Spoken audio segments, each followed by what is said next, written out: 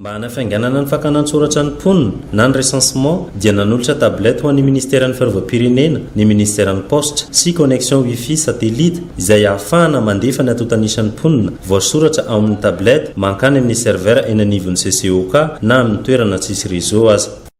Rehefa tafiditra le izy dia alefa envoyena any amin'ny serveur avy eto amin'ity anatry zany a partir an'ireto matériel reto. Dia raha fa manao envoi dia io izy 54 rehetrarehetra aloha asainy hoe izy amin'ireo ny alefa. Dia amin'izao zany tsika afaka tonga dia hoe izy rehetrarehetra mihitsy no alefa any amin'ny serveur.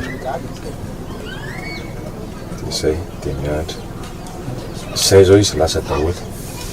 En quelques secondes lasa daholo izy rehetrarehetra.